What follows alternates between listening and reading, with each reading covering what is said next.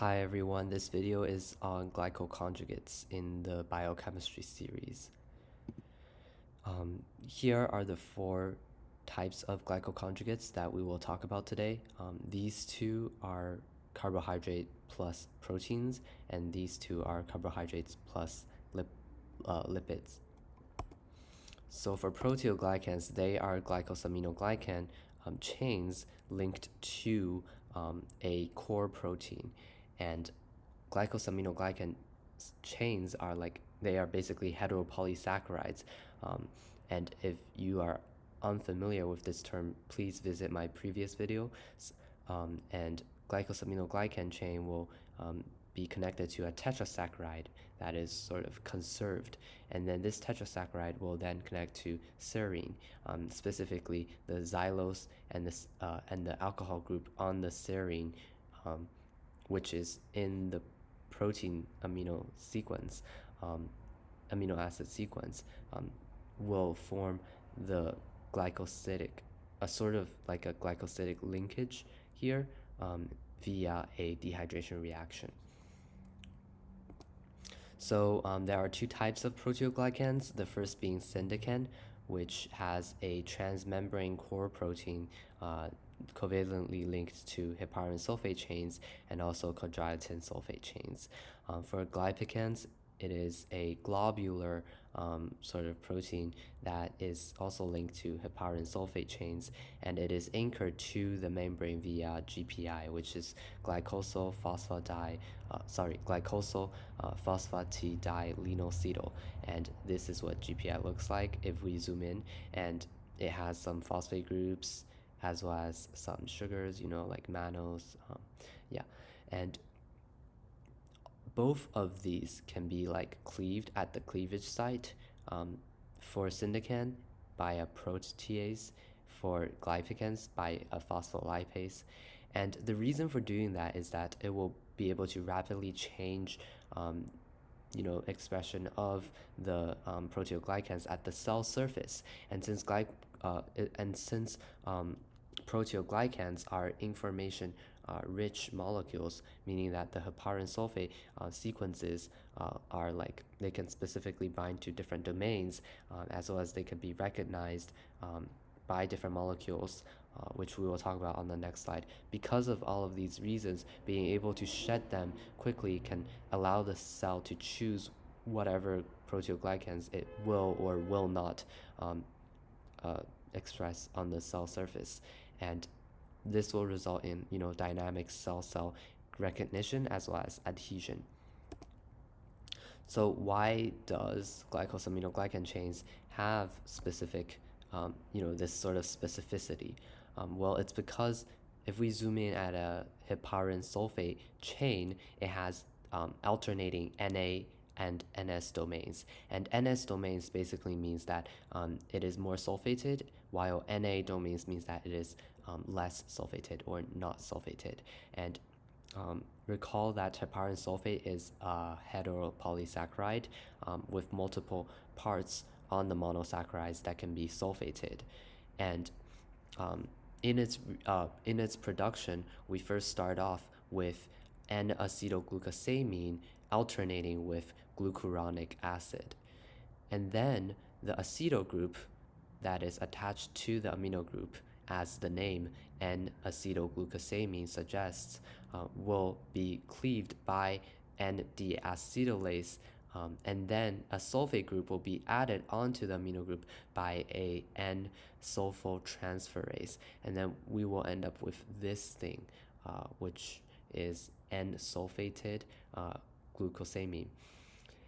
And then this will set up sort of a framework for where the NS domains will be and where the Na domains will be. So the Na domains, the N-acetylated domains, will be regions in the sequence that doesn't have sulfated N-acetylglucosamine.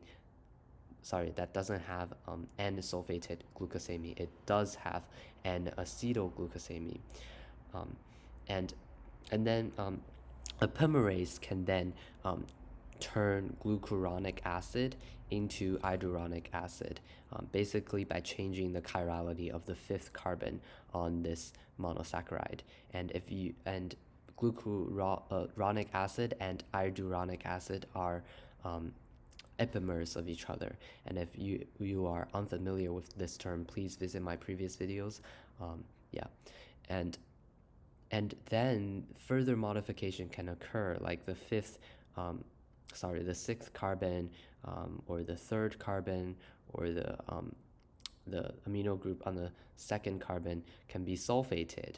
And basically, at the end of the day, we will have various different combinations of different monosaccharides. And then if they're sulfated, then they belong to the NS domains, and if they remain unchanged, then they belong to the Na domains. And so what happens is that the NS domains can bind to molecules such as antithrombin, and antithrombin will change its shape as a result of this binding reaction, or I guess interaction, sorry. And then antithrombin will bind to factor X sub A, and specifically here in this example, X sub A is a blood clotting factor, and so antithrombin will then prevent clotting.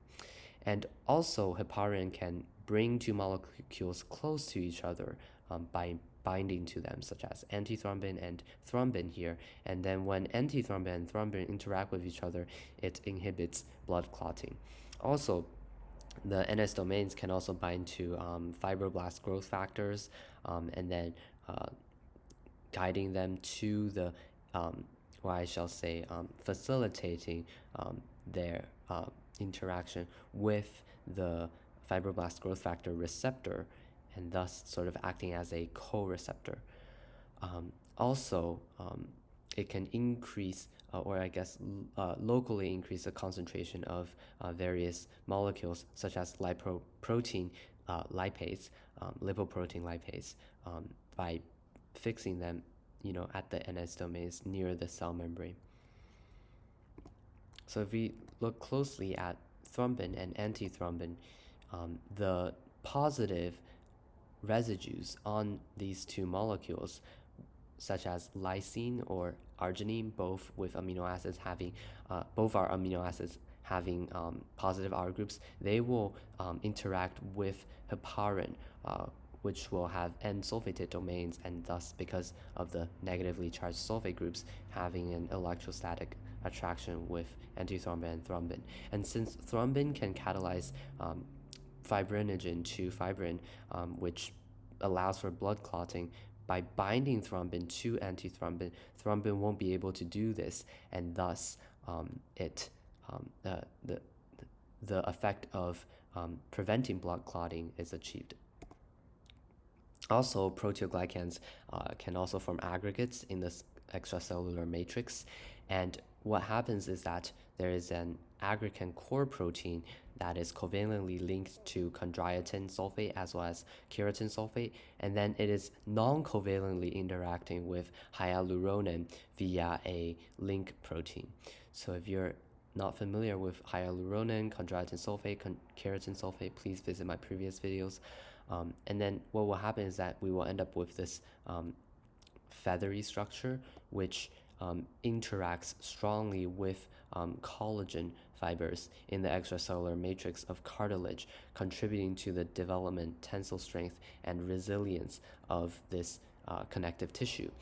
And as we can see also in the extracellular matrix, there exists a protein called fibronectin, which can bind to fibrin, heparin sulfate, and collagen, and also its conserved RGD sequence, which stands for arginine, glycine, and aspartic acid, will then bind to integrins, which are membrane proteins that are associated to microfilaments in the cytoplasm.